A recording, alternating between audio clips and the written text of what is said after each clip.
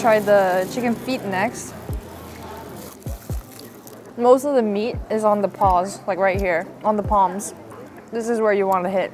What's actually different about Vietnamese chicken feet versus Korean chicken feet is that Vietnamese chicken feet are much bigger. It's also a lot tougher and the tendons are more like better developed. I like a tougher, more bite to my chicken feet, so this is right up my alley. Instead of it just being like super jello-like, it's actually quite fun to just like gnaw through the tendons. Don't yuck my yum.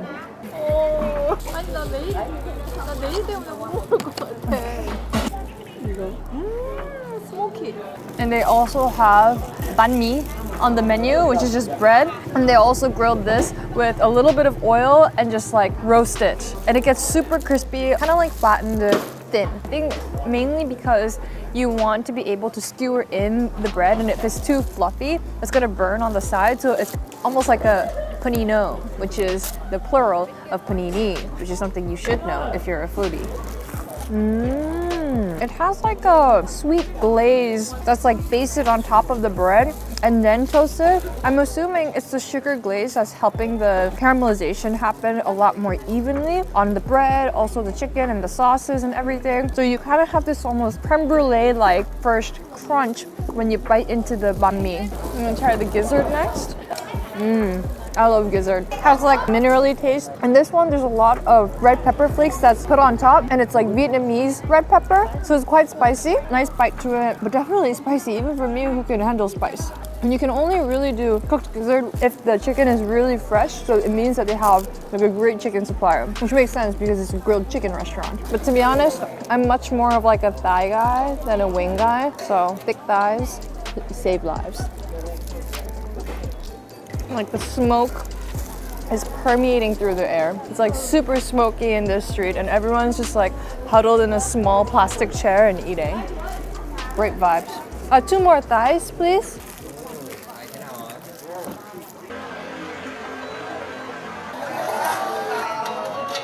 Good morning. We're starting off the day with some street congee, and on top is youtiao. I said it was guotiao in my last video and got roasted by the Chinese community. Well, 恭喜发财. This is youtiao. So congee is rice porridge. It's warm and sticky and slimy, but it's just like really soothing to your stomach because it's a lot of water incorporated with starch. So this is like the food that any Asian would eat if they have like gastroenteritis or if you have food poisoning, because it's just really easily digestible and it's a great breakfast item.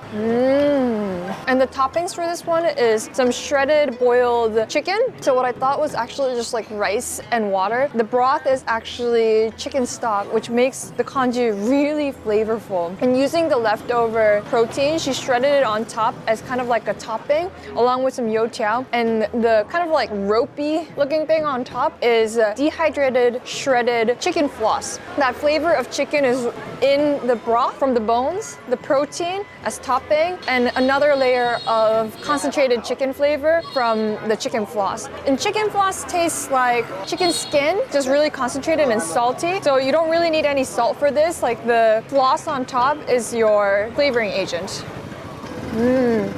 And the youtiao on top helps like absorb all that, and it's another like textural element to an otherwise very just like slimy and homogeneous congee. Delicious. So good. 맛있다.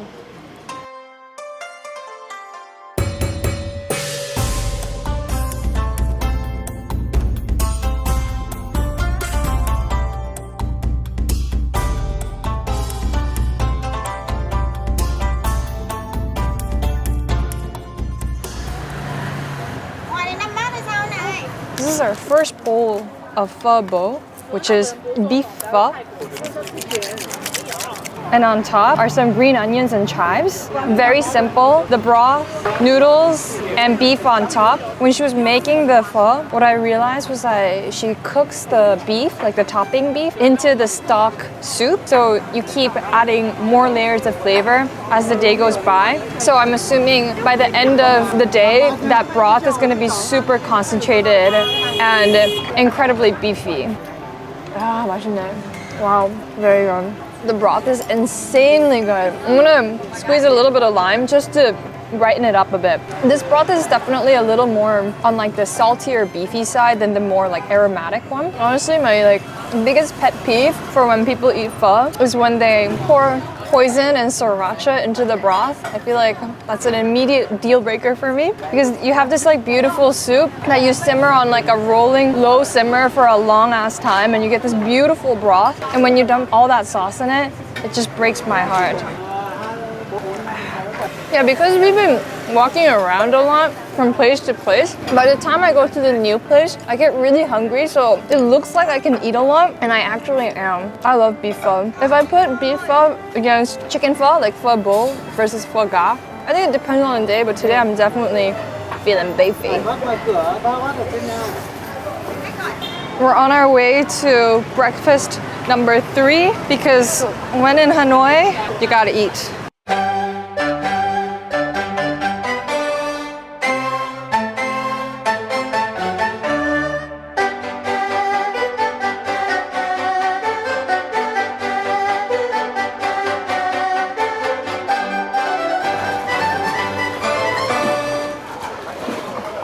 So the birthplace of bún chả is in Hanoi. And what I really like about this place is that on the side, you get this whole big ass bowl of chilies and garlic. So this is very much right up our Korean alley. Bún chả, you can almost think of it like jjigae in a sense that you dip the noodles into the concentrated broth. So this is one of the 3 restaurants that you have to come in Hanoi for bún chả. The filling inside the sauce is actually quite interesting. So there's this like almost radish looking thing. It's a little spicy. It almost has like a wasabi-like flavor. And the bitterness and the spiciness kind of hits you at the end. But it complements with like the meatiness and the oiliness really well. I'm gonna try one of the meatballs. So this place has been open since 1966, and they've been serving only one thing on the menu, and it's bún chả. And so much Vietnamese basil on the side too. Everything's just so fresh. My wish has been fulfilled. If you come to Hanoi and don't eat bún chả, you're really missing out. This is the thing that you need to try when in Hanoi because it's where it was developed.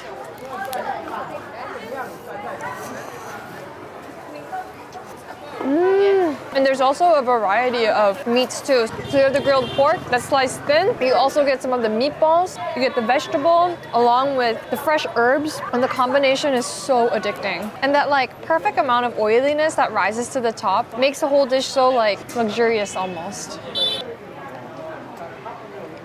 Wow.